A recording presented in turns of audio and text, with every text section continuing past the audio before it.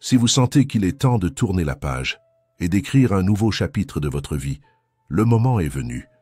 La fin de l'année n'est pas seulement une étape marquée sur le calendrier, c'est une occasion de se recentrer, d'apprendre de ce qui est passé et de choisir consciemment qui vous voulez devenir à partir de maintenant. Le stoïcisme peut être le phare qui éclaire ce chemin.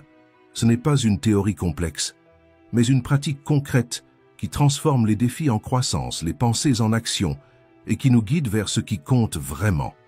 Cette philosophie nous enseigne à affronter la vie avec courage, à trouver l'équilibre au milieu des tempêtes et à vivre avec un véritable sens. Aujourd'hui, vous découvrirez 10 habitudes simples mais transformatrices qui peuvent devenir la base d'un esprit plus fort et d'un cœur plus léger. Que 2025 soit bien plus qu'une nouvelle année, qu'il marque le début de votre transformation. Habitude 1. Construisez une routine. Imaginez la sensation d'entrer dans un espace organisé où chaque chose est à sa place et où vous trouvez ce dont vous avez besoin sans effort. C'est exactement ce qu'une routine peut faire pour votre vie. Organiser le chaos, clarifier votre esprit et donner une direction à vos journées. Mais ne vous méprenez pas, construire une routine ne signifie pas rigidifier chaque seconde de votre temps. Il s'agit plutôt de créer une base solide qui vous permette d'avancer vers ce qui compte vraiment. Une routine est comme un rail de train. Elle ne vous enferme pas, mais elle apporte clarté et stabilité pour continuer à avancer. Lorsque vous savez quelle est la prochaine étape, le poids de l'indécision disparaît, libérant ainsi une énergie mentale précieuse pour vos rêves. C'est dans cet espace d'ordre que la véritable créativité peut s'épanouir et que vos objectifs prennent forme. Marc Aurèle nous rappelle: concentrez-vous sur ce qui est devant vous, avec droiture, soin et attention, sans distraction. C'est précisément ce qu'une bonne routine permet, rester concentré et pleinement présent. Voyez votre routine comme un puzzle. Chaque petite pièce que vous placez aujourd'hui contribue au tableau d'ensemble de votre vie. Ne sous-estimez pas le pouvoir des petites habitudes. Ce sont elles qui, jour après jour, construisent les fondations de grandes réalisations. Par où commencer? Faites des pas simples mais intentionnels. Accordez-vous 5 minutes chaque matin pour réfléchir à vos priorités. Posez-vous cette question: qu'est-ce qui compte vraiment aujourd'hui? Écrivez vos idées, organisez vos pensées. Ces quelques minutes instaureront une discipline qui deviendra votre meilleur allié face aux changements que 2025 apportera. Sénèque nous mettait en garde: une vie sans objectif est complètement vide. Il avait raison. Une journée bien structurée ne vous rend pas seulement plus productif, elle procure aussi un sentiment d'accomplissement qui alimente la motivation pour continuer. Cependant, rappelez-vous que votre routine doit refléter qui vous êtes et le moment que vous vivez. Ne vous comparez pas aux autres. La vie de chacun suit des rythmes différents. Que vous travailliez, étudiez ou preniez soin de votre maison, adaptez vos actions à ce qui est possible maintenant. Il n'y a pas de routine parfaite, mais il existe une routine possible, et cela suffit. Avant de commencer, observez comment vous utilisez votre temps. Quels sont les moments où vous vous sentez le plus productif? Où perdez-vous de l'énergie? Identifiez des ajustements simples pour libérer votre potentiel. L'objectif n'est pas d'atteindre la perfection, mais de créer quelque chose de fonctionnel qui vous pousse à avancer. Commencez par noter 3 petites actions que vous pouvez mettre en place dès aujourd'hui. Cela pourrait être de prendre 2 minutes pour respirer profondément, d'organiser une liste de tâches ou simplement de boire plus d'eau. Ces changements, aussi simples qu'ils paraissent, ont un pouvoir transformateur lorsqu'ils sont réalisés avec constance. Et lorsque vous arriverez à la fin de 2025, en regardant en arrière, vous réaliserez que ce sont ces petits détails qui ont déclenché votre transformation. La vie est comme un film, et chaque jour est une scène que vous écrivez. Alors, demandez-vous: quelle histoire veux-je raconter quand le générique défilera? Habitude 2, surmonter l'anxiété. L'anxiété est comme une tempête qui n'arrive jamais. Elle souffle des vents violents dans l'esprit, brouillant nos pensées et créant des inquiétudes qui, dans la plupart des cas, ne se réalisent jamais. Combien de nuits avez-vous déjà perdues à ressasser des problèmes qui n'existaient que dans votre tête? C'est comme marcher en rond dans un désert, sans réaliser que la sortie a toujours été en vous. À ce moment-là, le stoïcisme apparaît comme une oasis, apportant clarté et calme au milieu du chaos. Marc Aurèle nous rappelle: si quelque chose d'extérieur vous trouble, Ce n'est pas la chose elle-même qui vous perturbe, mais l'opinion que vous en avez. Et cela, vous pouvez le changer à tout moment. C'est l'essence même du stoïcisme. Comprendre que même si nous ne pouvons pas tout contrôler autour de nous, nous pouvons toujours décider comment réagir. L'anxiété naît souvent de notre tentative de saisir l'incontrôlable. C'est comme essayer de retenir du sable entre nos mains. Plus nous serrons, plus il s'échappe. Sénèque disait déjà « Nous souffrons davantage dans notre imagination que dans la réalité ». Lorsque nous sommes anxieux, notre esprit est piégé dans des futurs qui ne se produiront peut-être jamais, ou dans des passés que nous ne pouvons changer. La clé pour sortir de ce cycle est de ramener l'attention au présent. Prenez une pause, respirez profondément et demandez-vous « Qu'est-ce qui est réellement à ma portée maintenant ?» Une autre pratique puissante consiste à écrire vos pensées. En les mettant sur papier, vous réalisez que bon nombre de vos préoccupations ressemblent à des ombres dans une pièce sombre, effrayante, mais dénuée de substance. Marc Aurèle le faisait quotidiennement, et c'est peut-être pour cela qu'il affrontait les épreuves avec tant de sérénité. Adoptez également la philosophie de l'amor fati ou aimez votre destin. Accepter ce que nous ne pouvons pas changer n'est pas se résigner, mais trouver de la force et de l'apprentissage, même dans les défis. Lorsque nous embrassons ce que la vie nous offre, nous gagnons en pouvoir sur la manière de vivre avec équilibre et sens. Surmonter l'anxiété n'est pas un processus magique, c'est un acte de courage et de patience. C'est se rappeler chaque jour que nous ne pouvons pas contrôler les nuages dans le ciel, mais que nous pouvons prendre un parapluie et continuer notre chemin. Voici un exercice simple pour commencer. Écrivez 3 choses que vous ne pouvez pas changer et 3 choses qui sont sous votre contrôle.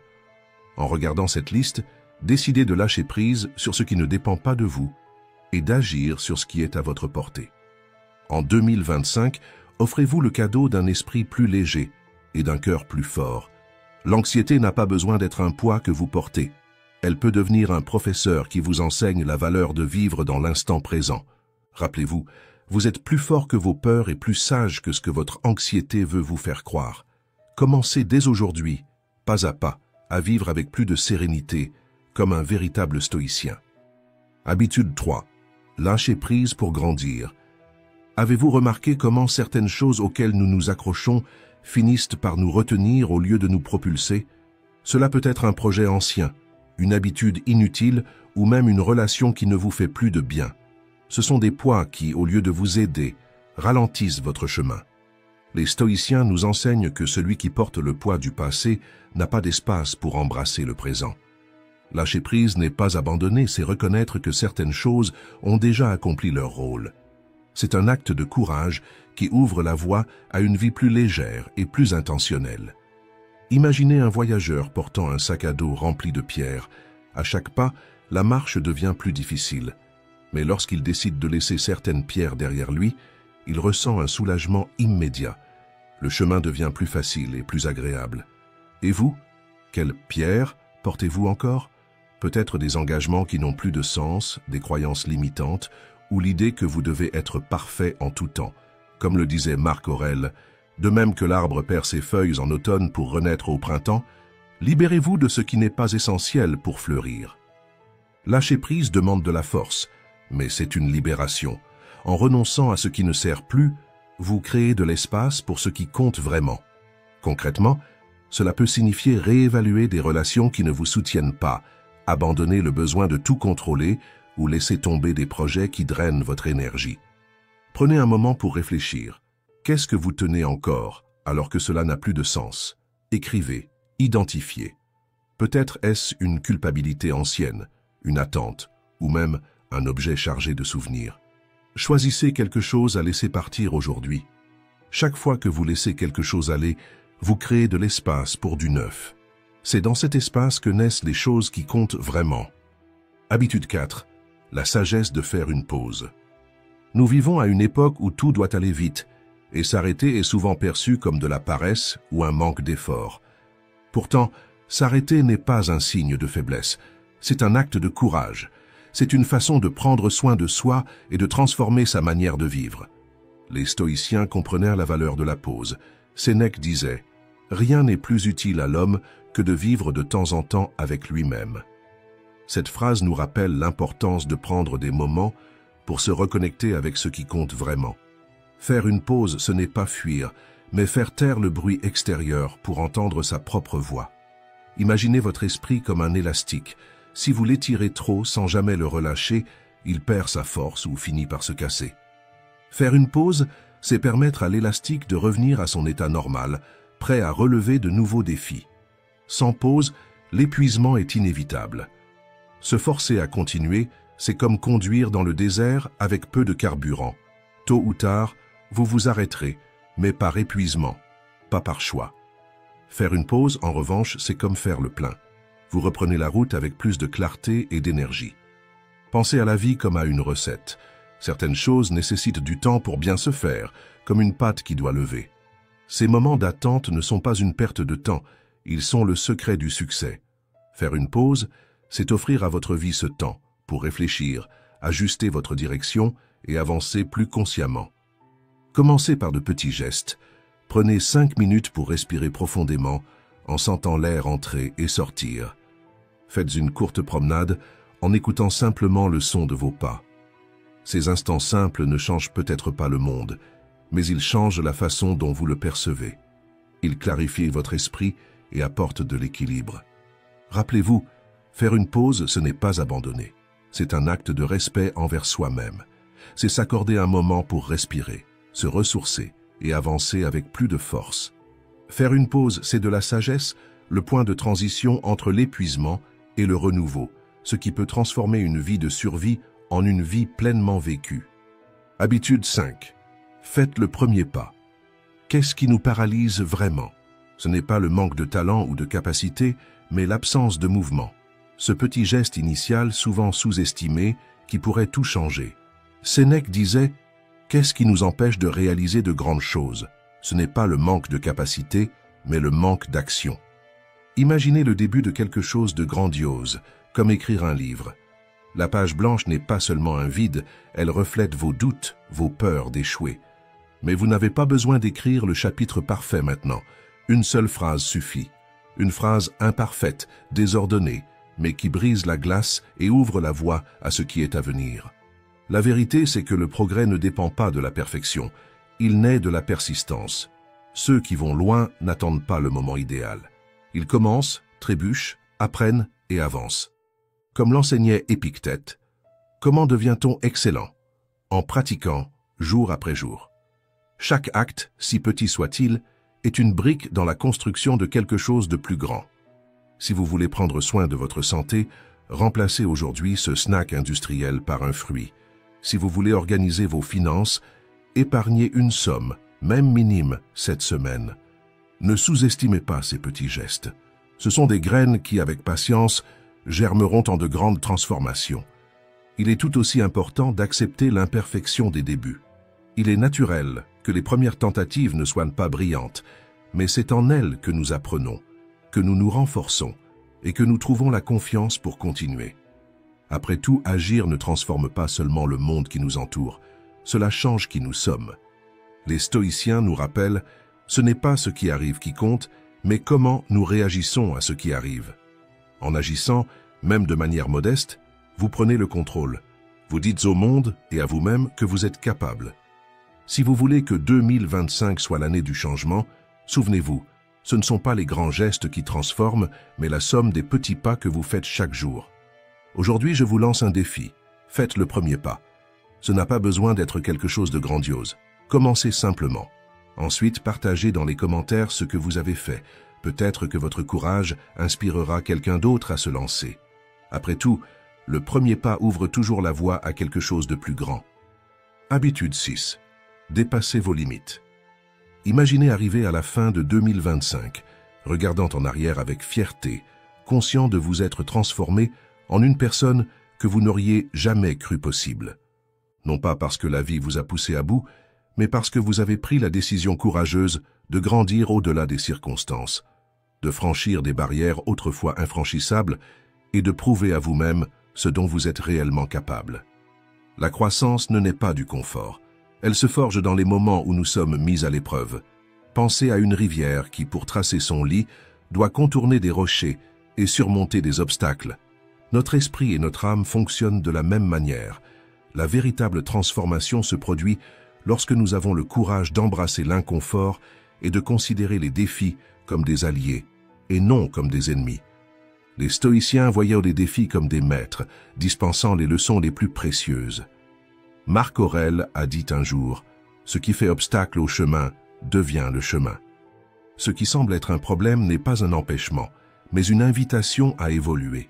C'est dans la confrontation avec ces difficultés que nous découvrons notre force intérieure, une force souvent insoupçonnée. Mais grandir ne signifie pas rechercher activement les problèmes ou se créer des difficultés inutiles. C'est affronter avec résilience les défis inévitables de la vie et les aborder avec un esprit ouvert. Sénèque croyait que même les petites adversités du quotidien, comme une critique ou une erreur, étaient des opportunités pour forger notre caractère. Chaque dépassement, même minime, est un pas vers une version de vous plus forte et plus sage. Le secret réside dans les petites décisions. Il n'est pas nécessaire d'accomplir des exploits grandioses. La croissance commence par des gestes simples. Rester silencieux face à une critique et écouter attentivement. Ou reporter une dépense pour investir dans ce qui compte vraiment plus tard. Ce sont ces petites actions quotidiennes qui, accumulées, mènent à des changements profonds. Et si vous commenciez maintenant, confrontez quelque chose qui vous dérange, même si cela vous semble insignifiant. Peut-être apprendre quelque chose de nouveau que vous reportez depuis longtemps, engager une conversation qui vous intimide, ou remplacer une heure sur les réseaux sociaux par un moment de réflexion. Ce sont ces petites actions qui, au fil du temps, redéfinissent qui vous êtes. Résistez également à ce qui vous attache à l'immédiat. Dire non au plaisir éphémère et oui à ce qui construit une force intérieure est l'un des plus grands défis, et aussi l'une des plus grandes victoires. Chaque fois que vous choisissez de ne pas procrastiner ou de ne pas céder à une impulsion, vous renforcez une discipline qui vous rend plus fort chaque jour. Souvenez-vous, chaque fois que vous surmontez un obstacle, vous prouvez que vous êtes plus capable que vous ne le pensiez. Il ne s'agit pas seulement de dépasser des défis extérieurs, mais de façonner votre esprit et votre âme. Chaque « je ne peux pas » transformé en « j'ai réussi » renforce non seulement votre confiance, mais aussi votre sens de la vie. Alors, relevez ce défi. Choisissez aujourd'hui quelque chose qui vous sort de votre zone de confort. Que ce soit relancer un projet oublié, entamer un entraînement longtemps reporté ou passer une journée entière sans vous plaindre. La taille du défi importe peu. Ce qui compte, c'est l'engagement à l'affronter. Chaque pas au-delà de l'ordinaire vous rapproche d'une version de vous-même plus authentique et inspirante. Après tout, ce qui fait obstacle au chemin est le chemin. Habitude 7. Avancez sans procrastiner. Imagine que chaque journée est comme un escalier qui se déroule devant vous. Chaque marche représente un choix. Lorsque nous procrastinons, nous choisissons de nous arrêter, d'hésiter, alors que la vie continue son cours. Nous ne montons pas, nous ne descendons pas, nous restons immobiles. Mais le temps, lui, n'attend jamais. La procrastination n'est pas un simple report anodin, c'est une façon subtile de nous trahir, de masquer nos propres rêves. Marc Aurèle, dans ses réflexions, a écrit « Ne te dérobe pas à la responsabilité que la raison t'attribue aujourd'hui. Tu n'as pas été créé pour gaspiller ton temps. » Et pourtant, il est si facile de tomber dans le piège d'attendre le bon moment. Combien de fois avez-vous pensé qu'il fallait être prêt pour agir? Avoir plus d'énergie, plus de connaissances ou même un signe divin? La vérité, c'est que le moment parfait est un mythe. Lao Tzu nous rappelle avec sagesse, un voyage de 1000 lieues commence par un simple pas. Et ce pas ne peut se faire que maintenant. Réfléchissez à ce que vous avez repoussé. Peut-être s'agit-il d'un rêve enfoui, d'un engagement que vous évitez, ou même d'un geste simple qui pourrait transformer votre journée. Demandez-vous honnêtement, qu'est-ce qui me retient vraiment? La plupart du temps, les obstacles ne viennent pas de l'extérieur, mais de l'intérieur. Le stoïcisme nous invite à concentrer notre énergie sur ce que nous pouvons contrôler. Oubliez ce qui pourrait mal tourner ou les opportunités manquées. Focalisez-vous sur ce qui est à votre portée maintenant. Un message, une petite planification, une décision, si minime qu'elle paraisse, c'est un mouvement. Et chaque mouvement est la preuve que vous n'êtes pas prisonnier de l'inertie. Sénèque nous met en garde. Pendant que nous attendons de vivre, la vie passe. La procrastination, c'est cela.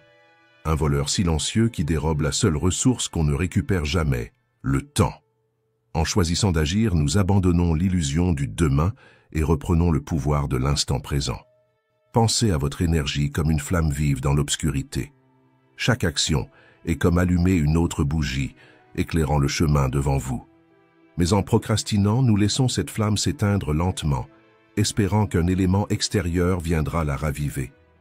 La lumière ne revient que lorsque nous décidons d'agir. Oui, il y aura de la résistance, il y en a toujours, cette petite voix intérieure qui murmure que ce sera plus facile plus tard. Mais chaque petit pas est une victoire contre cette voix, et à chaque action, vous vous prouvez que vous êtes plus fort que n'importe quelle excuse. C'est à ce moment-là que vous commencez à vivre en accord avec vos valeurs, à donner vie à vos rêves et à construire un avenir qui commence ici, dans le présent. Habitude 8. Ce que vous émettez, vous recevez. La vie est comme un miroir. Ce que vous reflétez revient vers vous. Vos actions, vos pensées et vos paroles sont comme des graines que vous semez chaque jour, déterminant la récolte que vous aurez dans l'avenir. Marc Aurèle disait « L'âme prend la couleur de ses pensées ». Et cela n'a jamais été aussi vrai. Ce que nous portons en nous déborde sur le monde. Imaginez entrer dans une pièce pleine de monde. Une personne arrive avec un sourire sincère, salue tout le monde avec joie, pose des questions authentiques et montre un réel intérêt pour ceux qui l'entourent.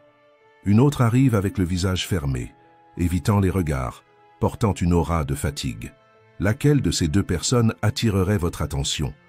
Sans même y penser, nous nous connectons aux énergies qui résonnent avec ce que nous ressentons et recherchons. Ce choix n'est pas aléatoire. Il reflète une loi invisible, mais puissante. Ce que vous donnez au monde revient vers vous. Si vous voulez attirer le progrès, commencez par de petites actions quotidiennes. Pensez à la façon dont un athlète développe sa force. Il ne commence pas par soulever les poids les plus lourds. Il débute doucement, avec constance, respectant ses limites.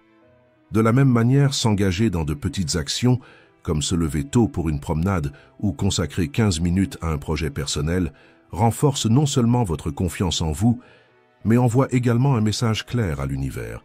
Je suis prêt à grandir. Le stoïcisme nous enseigne que, bien que nous ne puissions pas contrôler les circonstances extérieures, nous avons toujours le choix de notre réaction. Si vous voulez du succès, soyez ponctuel, respectez vos engagements et traitez les autres avec respect. Si vous souhaitez des relations saines, pratiquez l'empathie et écoutez attentivement. Si vous recherchez la paix intérieure, choisissez de ne pas réagir impulsivement aux défis. C'est ainsi que vous façonnez votre réalité, par de petites actions qui créent un grand impact. Pensez à vos matins. Un jour, vous vous réveillez en râlant, focalisé sur le trafic ou les tâches en retard. Un autre jour, vous prenez un moment pour ressentir de la gratitude. Pour le café chaud, la lumière du soleil traversant la fenêtre ou l'opportunité d'un nouveau départ. Ce simple changement de perspective transforme non seulement votre humeur, mais toute l'énergie que vous dégagez. Confucius nous rappelle « Mieux vaut allumer une bougie que maudire l'obscurité ». L'énergie que vous projetez est comme un feu de camp. Elle réchauffe, éclaire et attire. Mais comme toute flamme, elle doit être entretenue. Posez-vous la question « Ma vie reflète-t-elle la personne que je veux être ?» Si la réponse est non, ne baissez pas les bras. Ajustez votre trajectoire même à petits pas. Chaque choix compte et renforce la personne que vous devenez. Le véritable pouvoir d'attirer le progrès ne réside pas dans l'impression que vous laissez aux autres, mais dans votre fidélité à vous-même, même quand personne ne regarde. C'est cette intégrité qui est la source de votre force, la capacité de transformer non seulement votre vie, mais aussi l'environnement qui vous entoure. Prenez soin de votre énergie, car elle est à la racine de tout ce que vous construisez. Plus ce que vous offrez est authentique, plus ce que vous recevez le sera aussi. Habitude 9, le pouvoir du non. Combien de fois avez-vous dit oui tout en sentant que vous vous trahissiez vous-même? Chaque oui donné à contre-cœur est comme céder des morceaux précieux de votre existence, votre temps, votre énergie, votre paix. Ces trésors sont irremplaçables et chaque concession inconsciente vous éloigne de ce qui a vraiment de la valeur. Dire non n'est pas un acte égoïste, c'est un acte de courage. C'est reconnaître que vos choix ont un poids réel sur la direction que prend votre vie. Imaginez votre énergie comme un réservoir de carburant limité. À chaque oui inutile, vous vous rapprochez de la panne sèche, laissant peu ou rien pour les chemins que vous souhaitez vraiment emprunter. La vie ne nous demande pas d'être tout pour tout le monde. Comme le disait Sénèque, rien ne nous appartient, sauf le temps. La manière dont nous utilisons notre temps reflète directement ce que nous valorisons. Accepter tout, c'est comme ouvrir les portes de votre maison sans discernement. Rapidement, vous serez entouré de désordre, incapable de respirer ou de voir ce qui est important. Apprendre à dire non est inconfortable, c'est vrai. Au début, c'est comme marcher à contre-courant, difficile, épuisant. Mais avec le temps, cette pratique devient libératrice. Chaque non conscient est un pas vers la vie que vous voulez construire. Comme Marc Aurèle le rappelle, perdre du temps à se préoccuper des actions des autres, c'est oublier son propre devoir. Et votre devoir le plus important est de protéger ce qui maintient votre âme intacte. Vos rêves, votre énergie, votre paix. Certains pourraient penser que refuser quelque chose manque de bonté, mais la véritable bonté commence par soi-même. C'est comme un jardinier qui taille ses plantes pour leur permettre de pousser plus fortes. En protégeant votre temps et votre énergie, vous ne prenez pas seulement soin de vous. Vous créez un espace pour offrir le meilleur de vous-même aux autres. John Maynard Keynes a observé « La plus grande compétence d'un investisseur est de refuser les opportunités qui le distraient de son objectif principal. » Il en va de même pour votre vie. Dire « non », ce n'est pas fermer des portes aux autres. C'est ouvrir l'espace nécessaire pour franchir les bonnes portes, celles qui mènent à votre épanouissement. Respecter vos limites est une déclaration d'amour envers vous-même. Lorsque vous refusez ce qui vous épuise, vous dites au monde que votre vie a de la valeur, que vous avez de la valeur. Ce n'est pas de l'égoïsme, c'est de la clarté, de la sagesse. Avant de passer au 10e et dernier habit, je vous invite à réfléchir. Combien de non devez-vous dire pour retrouver votre vie? Et si vous pensez que ce message peut aider quelqu'un, aimez cette vidéo, abonnez-vous à la chaîne et partagez-la. Ensemble, transformons des choix conscients en un mouvement de changement. Habitude 10. Reprenez le rythme et la direction. La vie ressemble parfois à une traversée dans un marché animé et bruyant. Par moments, vos pas s'enchaînent naturellement. Vous évitez les étals avec aisance et sentez que vous avancez dans la bonne direction. Mais soudain, le tumulte peut vous paralyser et vous voilà immobile, perdu, ne sachant plus comment continuer. Et c'est normal. Perdre son chemin, que ce soit un instant ou un long moment, fait partie du voyage. Ce qui compte vraiment, c'est de se rappeler qu'il y a toujours une option. S'arrêter, respirer profondément et décider de son prochain pas. Peu importe qu'il soit petit ou hésitant, c'est l'action de se remettre en mouvement qui vous ramène sur le chemin. Marc Aurèle disait « Si tu trébuches, reprends le chemin. Ce n'est pas comme si tu étais tombé pour toujours. » Ce puissant rappel nous enseigne que ce qui définit un nouveau départ, ce n'est pas la perfection, mais le courage de recommencer. Peu importe depuis combien de temps vous vous êtes éloigné de ce qui compte, la décision de reprendre vous appartient toujours. Reprendre le rythme ne signifie pas réparer le passé. Il s'agit de se concentrer sur le présent, d'accorder votre attention à ce qui est à votre portée, ici et maintenant. Imaginez un tiroir en désordre. Vous n'avez pas besoin de tout organiser d'un coup. Commencez par un coin, un objet à la fois. Ce petit effort apporte de l'ordre au chaos, redonne de la clarté et surtout une sensation de contrôle.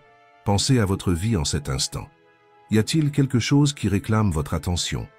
Cela peut être une promesse de mieux prendre soin de votre corps, un projet mis de côté ou une conversation longtemps reportée. Quoi que ce soit, le redémarrage ne nécessite pas de grands gestes. Il commence par les détails. Une courte promenade, ranger votre bureau, ou simplement écrire 3 choses que vous appréciez. Ces petites actions brisent l'inertie et vous remettent en mouvement. Sénèque disait « Hâte-toi lentement ». Il ne s'agit pas de courir, mais de maintenir une constance. Chaque petit pas a une valeur immense, car ce sont eux qui construisent un progrès durable. Respectez le rythme des choses, et surtout respectez votre propre rythme. Avant d'aller plus loin, prenez un instant pour vous écouter. Demandez-vous, qu'est-ce qui est désaligné? Qu'est-ce qui a besoin de soin? De la même manière qu'un ébéniste aligne le bois avant de sculpter quelque chose de beau, vous devez préparer votre esprit et votre cœur avant d'avancer. Recommencer est un acte de bienveillance envers soi-même et non une forme d'exigence. Chaque pause, chaque erreur est une opportunité d'apprentissage et de renforcement. Aujourd'hui, choisissez une sphère de votre vie pour reprendre le rythme. Peu importe la taille du pas, ce qui compte, c'est le courage de continuer. Car la véritable force ne réside pas dans la vitesse, mais dans la capacité de persévérer, même lorsque le chemin semble difficile.